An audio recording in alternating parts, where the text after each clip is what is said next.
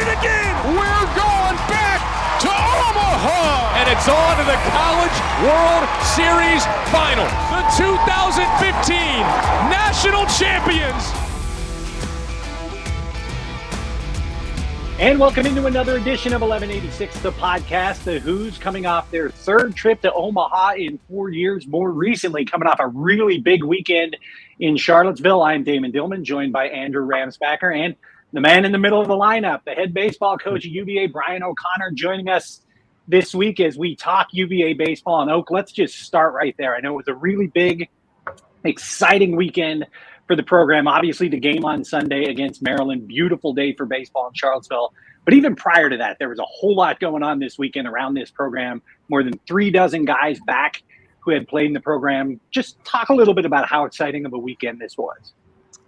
Thanks, Damon. Thanks for having me on. I love that we started this podcast a year ago, and it's just been a lot of fun. And thanks, you guys, for jumping back on. It was an exciting weekend. Certainly, it was capped off with a 16-inning against the University of Maryland on Sunday. But I'll tell you, it was a full weekend. We had an awesome weekend. It started off on Thursday, where we had our first ever University of Virginia former player donor golf outing to raise NIL money for our baseball program. And it was a beautiful, great day out of the Keswick Resort here in Charlottesville. And a huge shout out to Robert and Molly Hardy, the owners of Keswick and longtime friends and donors of our baseball program, that offered up the resort and the golf and dinner to our alumni and donors on Thursday. It was wildly successful, beautiful day. We had, over 35 former players come back to play in it, some current major leaguers, some former major league and pro ball players, and then just a number of former players that have been very successful in their own careers, and then a large group of donors to our baseball program. And we had a great day with the intention to bring everybody together, to bring as many former players together on the weekend, but also to raise resources for our NIL, for our baseball program, which is an important part in today's day and age of having a great college baseball program. So it was a beautiful day. We even had some former NHL hockey players that came back and joined us, and then moved into Friday, Damon, where we had an awesome home run derby with our former players against our current players. And that was fun day for our current team and the former guys out on a beautiful day at the Dish. And then certainly wrapped up the weekend with a great game against Maryland. Awesome crowd at the stadium on Sunday. So it was a great weekend to celebrate Virginia baseball, raise some money for our NIL, bring former players back, bring everybody together. We just had a great time. Who won the home run derby? Yeah. It was actually the former player team. We had two former player groups of four and two current players, two four-group players. And the finals was one of our current teams against a former player group, and the former player group won it. Ernie Clement, Robbie Coleman, some guys that really launched some balls, and it was fun. We had a good time, and a lot of home runs were hit, and just a great day at the ballpark. I was privy to some information, some details about that home run derby. The former players may have had an advantage with the ball situation. Can you confirm or deny? They didn't have an advantage with the ball situation. They did swing an aluminum bat that was. I was going to ask that. What they called a -5. You're only allowed to use -3 in college baseball. The former players did use a loaded -5 bat. But that said, some of the former players were no longer active players. I mean, Zim, hasn't played for a few years. He competed in it. Derek Fisher competed in it. Our great third baseman, Kenny Towns, who was on our, obviously on our 2015 national championship team. So credit to them. Some of them haven't been in the game a while, and we're still launching balls out of here. You didn't play in the golf tournament, right?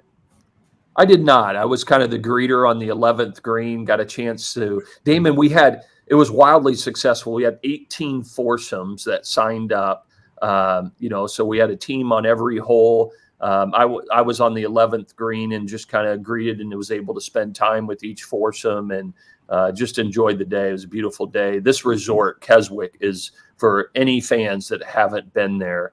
If you come to town, are looking for a beautiful place to stay for a night or the weekend, Keswick Resort is amazing. It was just voted one of the top historic resorts in the United States and just had a great day. Yeah, along with former players, Big Time Donuts, somehow a former beat writer somehow snuck in to one of those groups. So I do appreciate being part of that atmosphere there on Thursday. So thanks for having along. I'll echo what you said. The resort is incredible, and I've actually have stayed there before.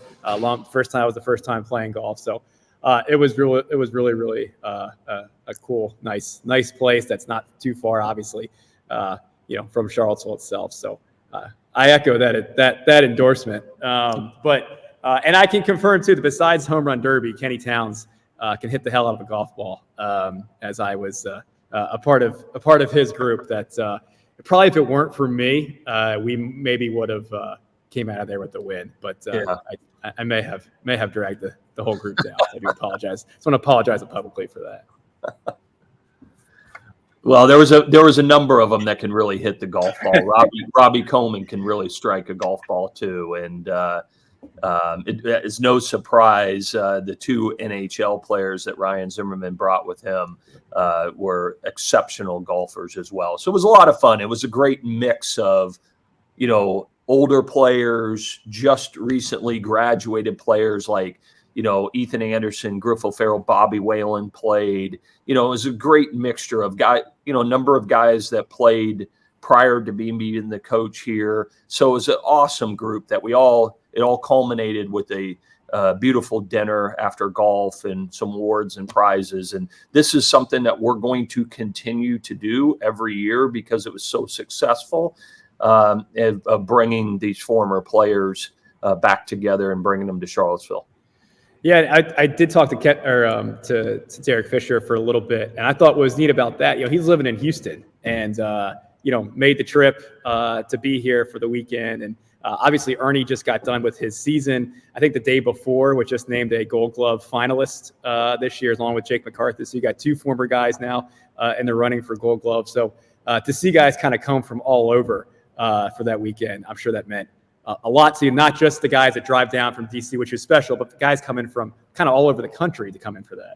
Yeah, we did. We had a lot of guys flying from different parts of the country for sure, and it was awesome. We had former players that have been very successful in the investment industry that live in New York that flew down for it. I think about a player by the name of Brett Lyle, a left-handed pitcher that pitched for us here. That Brett actually lived on the lawn here at UVA, graduated from the McIntyre School of Business, and has had a very successful career in his own right. And guys like that are not the names that played in the major leagues, the Scott Morgenthalers, the Shooter Stars, the Scott Heads, a couple of former players that played here before I got here, Chris Sweet, who's down in Houston, and Kevin McDonald and Joe Schlim, and the list goes on and on of guys that made the commitment to be here to ultimately to celebrate our program and celebrate the young men that wear our uniform and support them. How special is it from your personal perspective to see those different generations interacting like that and getting them? Because I know this is the first time you've done it. It's not very common when you start mixing those generations like that and getting everybody together like that as like a bigger, more extended family. Yeah, Damon, it's awesome. I think about, I was texting last night with Javier Lopez, who came in town for the golf and the festivities on Friday. And, Javi didn't play for our coaching staff. He played for Coach Womack, but, I sent him a message last night and thanked him for being here, and he said, "Hey, Coach, even though I didn't play for you as the coach, I'm all in on what the program stands for and what it's about." And to see him interact with players that he didn't play with, that, Thomas Woodruff and other former players, that it's awesome. It's really rewarding. And I think it speaks to, Damon, what the value of, how these players feel about their time here at the University of Virginia and as part of this baseball program, not only while they're here, but their engagement well after that. It speaks to how important and how impactful their time was here as a student and wearing this uniform. I just think it speaks volumes to what this experience is about. How many times, obviously with baseball, especially the guys that play professionally, I'm sure it's difficult with number of different schedules and stuff like that to get that mix of former players all together. Like how rare was that in your time here to get that kind of collection all together like that? Well, the only times that it does happen over the last 2 decades is when we do like a step up to the plate event, right? Where we do get a lot of former players. And that's kind of been our thing in the past, but we've now moved on to this golf tournament weekend to get everybody back together. Now, this January, we are going to bring back the 2015 national championship team because it's the 10-year reunion for them. So we're going to bring them back in January and have a nice dinner and a celebration of that accomplishment.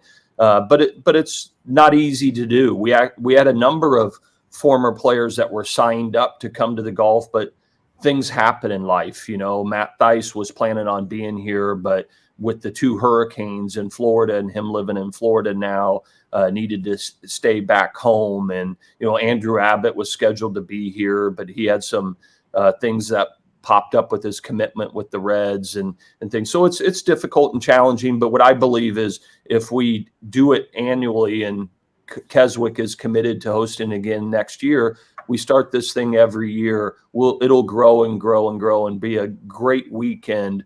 So we can not only celebrate Virginia baseball, but also, bring those former players back together again. Maybe they can sneak out to the corner, one night like they maybe used to do while they were here, and reminisce on old times. That's for a different podcast. Yeah. That's for as long as you're not getting any phone calls from that this time. No. My phone was off. So okay. We mentioned. Go ahead. Yeah, I was just going to ask about Sunday and getting to play Maryland and getting a first look at this year's team, and what were some of your takeaways from that? Well, it was great. We had a beautiful day, great crowd. We play again this Sunday against UNC Wilmington. It's free to the public, and it's our fans' opportunity to see the first look at this year's ball club. It was great. We played a 9-inning game and then transitioned to a 7-inning game, played 16 innings and really swung the bats well. I think we scored 25 runs in the 16 innings and, pitched really great in the second game. In the first game, it kind of came in parts. We'd have somebody go out there and pitch really good for an inning and then maybe not make the pitches that he needed to make in the second inning. But it gives us a chance to, play somebody else in a different color of uniform, right? We've been scrimmaging each other for 5 weeks now. And listen, I don't care who you are. If you're new to this program, a first year or a transfer, and now all of a sudden you're pitching in this stadium, where there's a couple of thousand people in the stands and it's a different team, that winning matters, right? There's a little bit different of a pressure and a little bit different feeling in your chest. And so it was good to get through that. And we'll have that opportunity again this Sunday, but I felt it was really, really productive. We had some guys do some really good things, and it's about getting better. Right. And we met yesterday as a team and talked about the things that we learned that we can improve on. And we'll have that opportunity again this Sunday against Wilmington. And I'm so glad that the NCAA started allowing these 2 fall games. Hopefully in the future, maybe we can play more. And I just think it's good to scrimmage against somebody else. The friend of the program, obviously a great national writer, Aaron Fitt, I think was in attendance here for that game on Sunday. He had a tweet that definitely raised eyebrows. He said that it's nuts that UVA baseball got Didowick and Ferentz back after the numbers they put up last year. Throw in the additions of Chris Arroyo, dynamic freshman James Nunnally, plus stars Ford and Godbout, plus emerging Becker, Teal, Hansen. I think it's the best lineup in America. Obviously, you guys were pretty good last year, but what is the early return of what this lineup looks like with the addition and obviously some guys that were able to return? Yeah, I mean, hey, listen, I'm thankful that Aaron thinks that of our lineup and of our team. We have a lot of work to do, right? Certainly, and the fabric of our program, the standards of our program, we're not going to hear those things and just say, hey, we have it figured out. The way that these guys work, they're going to come out and get better every day, and we'll be consumed with that. We've got some defensive things we need to sew up a little bit, but that's very nice of Aaron to say. I do feel really good about the talent, the skill that we do return and that we did acquire.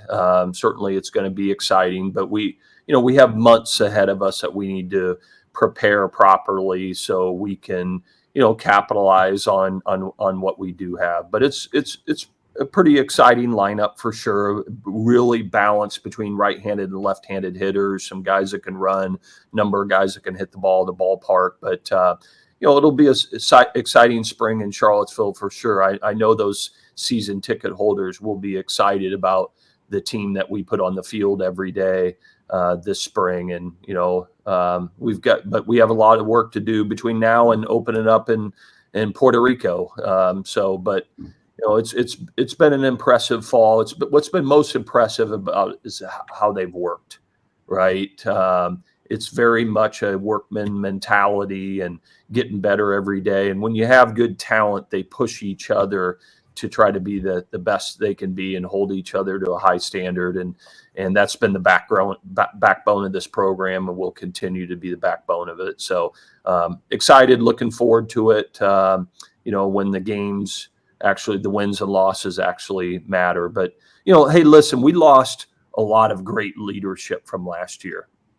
Griffel Farrell, Ethan Anderson, Casey Sauke, Bobby Whalen, Anthony Stefan, a lot of guys that were great leaders for a number of years in this program. And that's going to be a key part of this year's team is figuring out, all right, who is going to be the voices to lead this team, because every team goes through challenging moments.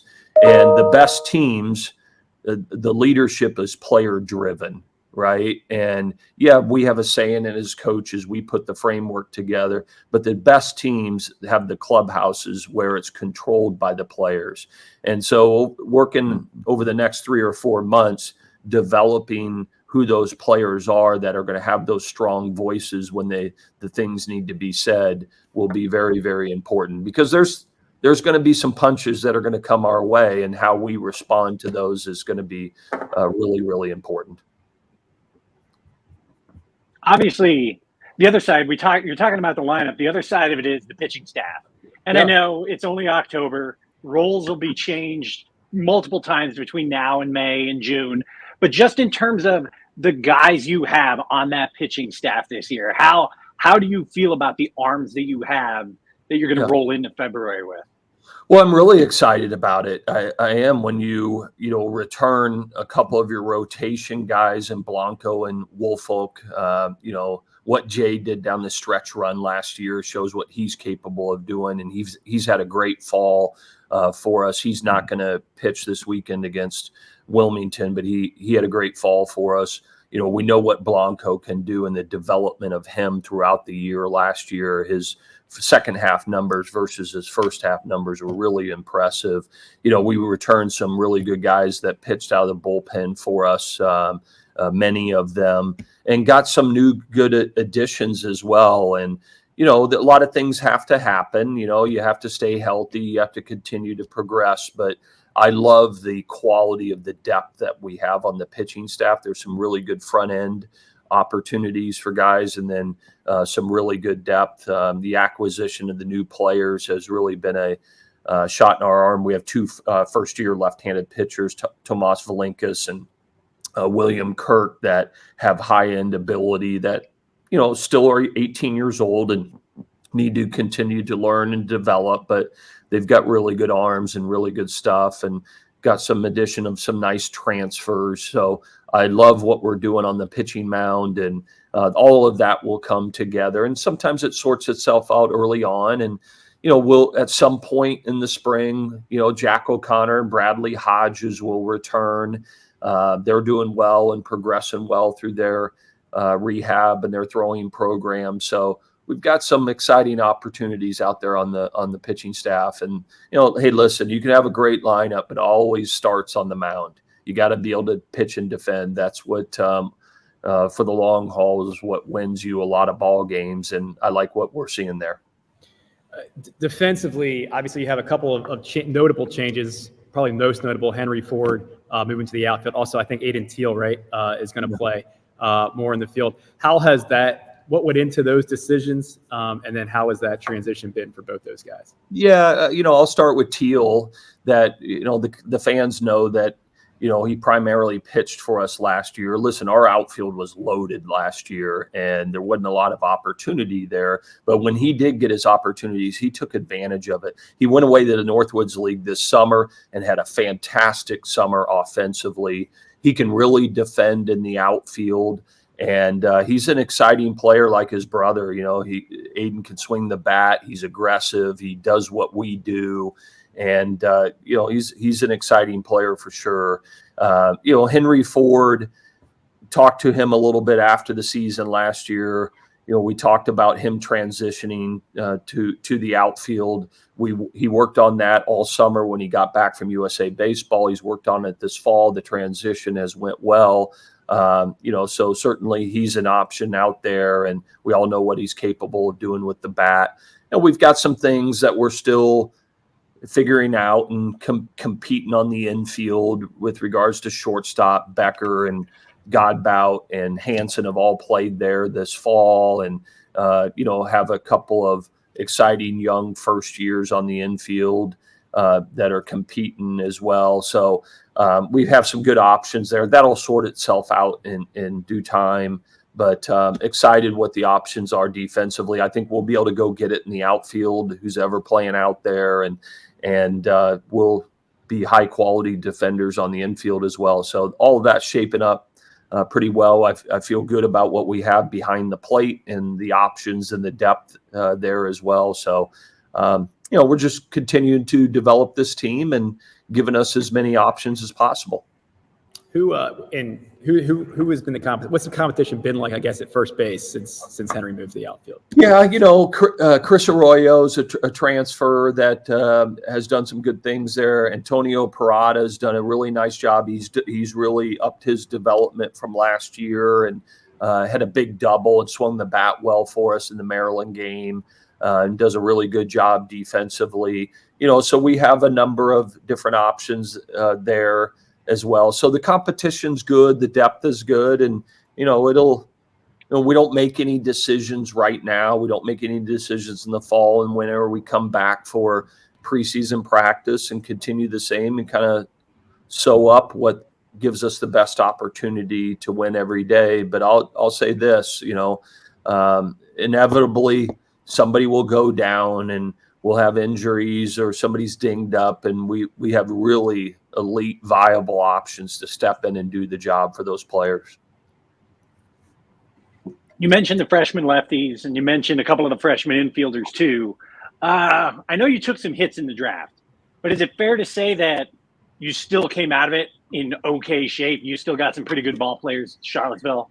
Yeah, we did. We lost 4 high school players to the draft. It's the most we've ever lost before. One year we had lost 3, and 3 was the most we'd ever lost. So it's certain 2 of those players were infielders, 2 of them were right-handed pitchers. But we knew a little bit of that was going to happen. It's what we deal with in college baseball. But I believe that we handled it well. We're in good shape on the infield, and when we knew we were going to lose those 2 high school pitchers, we went into the transfer portal and acquired a couple of guys that we really like and are going to that have good experience and are going to do some good things. So, that is what it is. It's part of college baseball. And, listen, you guys, this, no other sport in college athletics deals with this, where you sign players that come and they could choose to go into professional baseball. It is what it is. Each individual family has to make the decision that's best for them. And our job is to fill those spots when players do elect to make that decision and move on from there. We also return some players that maybe a lot of the prognosticators thought wouldn't be back at Virginia. So it works both ways. But I feel like we handled it really well and are going to be in a great position. Is that because it seems like you guys as a staff have figured out your strategy when it comes to the portal and how you're going to approach that? By whatever year this is that a fair way of describing it, that you know how you're going to approach it? Yeah, Damon, that's a great question and a great topic. Is obviously the rules of college athletics changed 3 years ago, right? Where you have the transfer portal and any player can move on to another school if they choose to. And, and then NIL's in play as well. And each coach, whatever sport you coach, each athletic director, right, has to make a decision. How are they going to manage the new state of college athletics? Right. And I've looked at it as a positive. Okay. And it's something that I have chosen and our staff has chosen to look at it and say, there's great opportunity here. Listen, we're not going to change the foundation of how our program is run. Right. The development of the high school player will always be our foundation of our program. But the reality is you now have the ability to supplement that foundation with players that have some experience coming from another institution. And, whether it was grabbing Bobby Whalen last year, Jacob Ferentz, 2 years ago, Connolly Early, Nick Parker, Brian Edgington, and what they did in our starting rotation. We don't live by it, but it's a supplement to what we do. And, it goes back to those elite, great high school players coming here and developing. And, listen, NIL is part of it. I think it's a great thing for college baseball because in college baseball, everybody's been on partial scholarships. The average scholarship forever in college baseball has been 30 or 40%. And NIL now allows those players to supplement their partial scholarships to help it be more affordable to get their college degree and play college baseball. And, so I've looked at it as great opportunity for our specific program to help those players and families out when we can. The resources are not endless. There's limitations to them, but that's part of the reason we do that golf tournament is to engage our former players, but also to help our current and future players. And we will continue to do that to the best of our capability. And, I've made the decision to embrace this, right? And listen, it's not easy, but nothing's supposed to be easy. Right. At its core, as a baseball coach, I love the impact that we can make on young people, right? And help them along in this journey while they're earning their degree, help them along to be the best baseball player and best person that they can be, to win for Virginia while they're here, but having that great experience. This now just affords us the opportunity to help them a little bit more. Right. And so I've embraced it. And, that said, it's not for everybody, and, my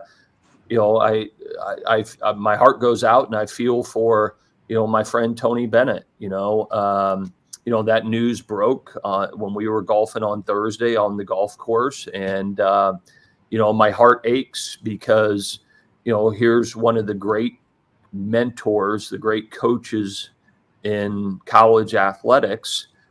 He made the decision that was right for him and right for the University of Virginia and the players playing in this program. And I have the utmost respect for him and his decision. And I've learned so much for him. I feel grateful to have been on the same staff as him, meaning head coaching staff here at Virginia for 15 years.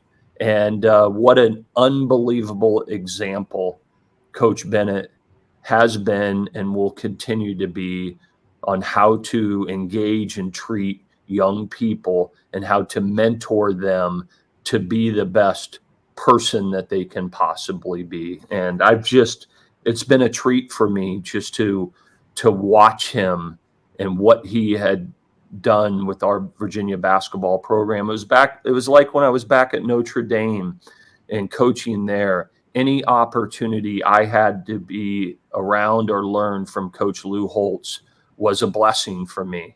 And I learned so much from him, just listened to him speak and how he talked to his team or talked at events. And you're not around those kind of people very often. And certainly Tony Bennett is one of the best that's ever done this. And it's because of how he did it, right? And the standards of which he held himself, his coaching staff, the players that played in the program, and everybody around him, I just absolutely admire. And I'm going to miss the fact that he's not on the sideline and being able to impact those young men. And I have the utmost respect for why. And I get it. I understand it. It is challenging, and it's a different time. I think at the University of Virginia, you've mentioned it before. Obviously, you're being a big part of it, but fans here are privileged to have so many great coaches and great programs. The number of national championships annually and conference championships annually that happen. Obviously, for the athletic department, you guys in 2015, for Tony's team to come in 2019, and your stories are similar in somewhat, right? You guys both had a redemption kind of narrative to it. Theirs was a little more dramatic than yours, but you guys also can make the case yours was more dramatic because of how close you got. What have you just learned from being around him and the things you've picked up? And can you give us kind of a behind the scenes of maybe what your relationship has been with him over the years? Just his grace and his humility of how he not only lives his life, but how he coached, right? We live in so much of a me world that, people want credit for what they do, and because it makes them feel better or whatever drives them, that my observation, Tony Bennett doesn't have a fiber of that in his body. He's about serving others and impacting other people's lives. And, it was amazing of the grace and the humility that he coached with and lives his life with, and how thoughtful of a man that he is. Right. And, I'll never forget 10 or 11 years ago, one night my cell phone rings and it's Tony, and he says, "Hey, Brian, what are you and my son, Dylan, what are you and Dylan doing tonight?" And I was like, "I don't know, Tony, we're getting ready to eat dinner, just hanging out at the house." "Why?" He says, "Grab Dylan and come over to my house." I was like, "Okay." And so grabbed Dylan, told him we're going over to Coach Bennett's house. Dylan didn't know why. I didn't know why. I go over to Tony's house and walk in, and he says, "Hey, I got a thought of your son. We're going to go walk across the street. We're going to go walk across the street and meet and spend time with Muhammad Ali." I was like, "What?" Like, couldn't believe it, right? And he's, "Yeah, Muhammad Ali's across the street at my neighbor's house, and I just thought you and your son would want to meet him and spend time with him." And what an incredible gesture that the guy was so thoughtful, that thinking about others, that somebody else would like to embrace this opportunity rather than it just being only him and his family, right? And what a incredibly memorable night, to spend time with Ali and his family. And it was, it wasn't about that. It was what I thought about after. It was like, geez, how great of a guy is Tony Bennett to think of others, rather than it being about him. And I just think that's a small story of many stories, that everybody has stories of how this man has impacted their lives.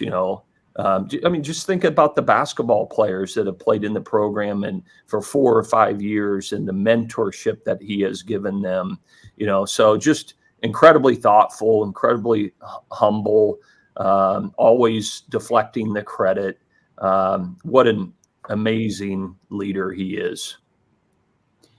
And just for context, the reason why Muhammad Ali was here, there was a hanging out in Tony Bennett's neighborhood. I believe the story is that Muhammad Ali's attorney for a long time lived across the street from Tony, lives here in Charlottesville. So that was the connection, and the whole family was in town. So, not to get into their personal business or anything, but it's a story that just sheds light on how thoughtful this guy is. So, yeah. Really quickly, before we let you go, before we wrap it up, I know you had the rollout this fall. You got the logo there on your chest. The new partnership with Evo Shield. There it is. Male model Brian O'Connor. I know everybody's really excited about what you guys have coming with Evo. We're all excited to see Mac in those orange pants, for instance. Yeah. Can't wait. Just talk about that relationship and how that has all come to be, and what it means for the program moving forward. Yeah, there's windows and opportunities that open up, that allow you as the coach, as a program, to make your program better. And this is one of them. We started our relationship, a year ago with Wilson Sporting Goods, and they do our bats and gloves and protective gear. So we use Wilson gloves, DeMarini bats, and we engaged that relationship a year ago and started a new contract with them, which means Evo Shield had done our helmets and our catcher's gear and all of our protective gear. You guys see Major League Baseball games, every player is wearing Evo Shield elbow guards and shin guards and everything. Well, Evo Shield has also made uniforms for the minor leaguers. They've done the Savannah Bananas since their inception, right? And haven't really fully jumped into uniforms. Well, they came to us and offered us an opportunity to be their first major Division I baseball program to wear head to toe, other than footwear, we'll wear Nike footwear, but to wear uniforms and all apparel in Evo Shield. And, we jumped on the opportunity, and they will do 7 different uniforms for us this year. All of our on-field gear, shorts, dry fits, jackets, sweatshirts, everything we wear. And they make elite stuff, elite gear and uniforms. And we look at this as a partnership with Evo Shield, right? They benefit from it. The University of Virginia benefits from it. And, listen, all that matters is the players, right? And the players are really excited and jacked about this partnership, and we're looking forward to growing this together with them.